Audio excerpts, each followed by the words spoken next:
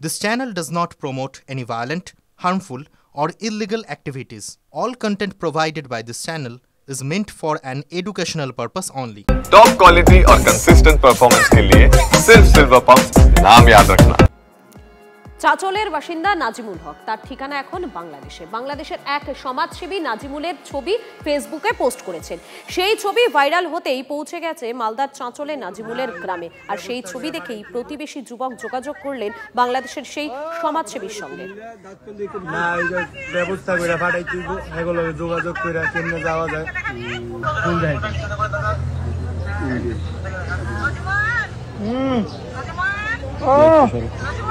রোজুমন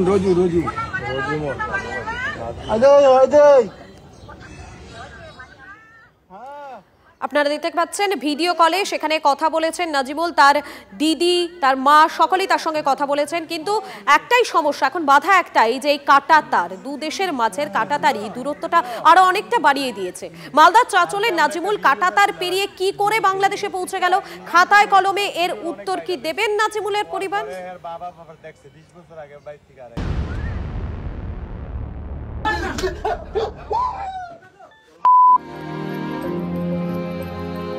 বাংলাদেশ তো আমাদের পাশের দেশ, তো কিভাবে বর্ডার টপকে গেল কি মনে হচ্ছে? এটা তো আমাদের জানা নাই, যাই হোক হয়তো কোনোভাবে হয়তো চলে গেছে, একটু মাইন্ডের এই ব্যাপারটা আছে। আর এখানে আজকে কোথায় এসেছিলেন? আমরা থানায় এসেছিলাম একটু দিতে লিখিত আবেদন। হ্যাঁ, আবেদন জানা। কি চাইবেন পুলিশ প্রশাসনের কাছে, কি বলবেন? বললাম যে আমাদেরকে একটু হেল্প করেন যেন ওখান থেকে বের হয়ে আসে। আবেদন করছি আমার ছেলে যেন বাড়িতে পৌঁছে যায়, লাশের এই ছেলেকে, আমার ছেলেকে ফিরে পেতে। হ্যাঁ, ছেলেকে আমি নিব।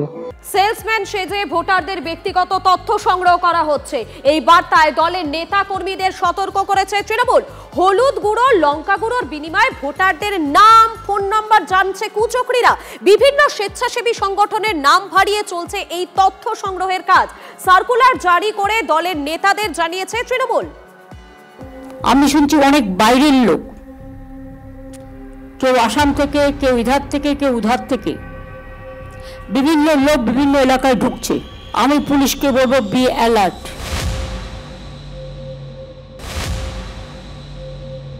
জনমত সমীক্ষা, এই অজুহাতে বাড়ি বাড়ি গিয়ে তথ্য সংগ্রহের ছক। রাজ্যের শাসক দলের নেতাকর্মীদের সতর্ক করে রীতিমতো সার্কুলার জারি করেছে। ভোটারদের বাড়ি গিয়ে তথ্য হাতানোর চেষ্টা চলছে।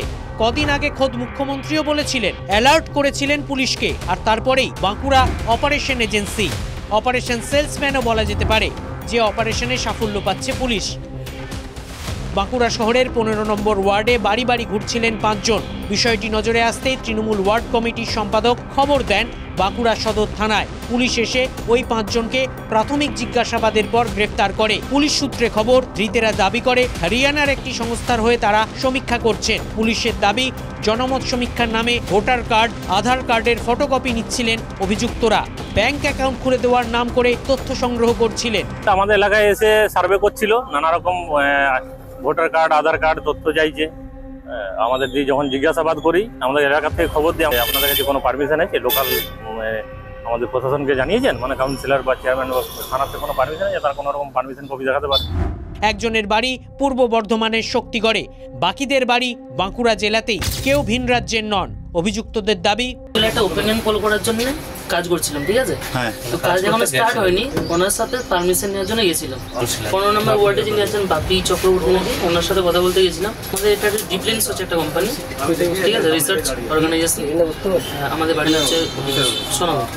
তাহলে পুলিশ কেন অ্যারেস্ট করলো আপনাদের? সেটা আমরা এখন বলতে পারছি। পুলিশের দাবি, অভিযুক্তরা যেই সংস্থার কর্মী বলে দাবি করছেন সেই সংস্থার হদিশ মেলেনি। তাহলে কোথা থেকে কোন টার্গেট পূরণে মাঠে নেমেছেন এরা? ক্লাস 10 ও ক্লাস 12 এর পরীক্ষা শেষ, রেজাল্ট আউট। এরপর কি পড়বেন, কোথায় পড়বেন? সুলুক সন্ধান এখন হাতের মুঠোয়। TV9 বাংলা এডুকেশন এক্সপো 2025, কলকাতার সবচেয়ে বড় এডুকেশন এক্সপো। ডিগ্রি না ডিপ্লোমা, কোন কোর্স করবেন, কিভাবে প্ল্যান করবেন নিজের ক্যারিয়ার, সব প্রশ্নের উত্তর একটাই। TV9 Bangla education expo. একই ছাদের তলায় থাকছে নামকরা সব ইঞ্জিনিয়ারিং কলেজ, বিশ্ববিদ্যালয়, মেডিকেল ও management institution. TV9 Bangla education expo 2025, 31 May ও 1 জুন বোস ইনস্টিটিউটে। কলেজ মোড় সেক্টর 5 সকাল 10টা থেকে সন্ধ্যে 7টা পর্যন্ত। এন্ট্রি একেবারে ফ্রি।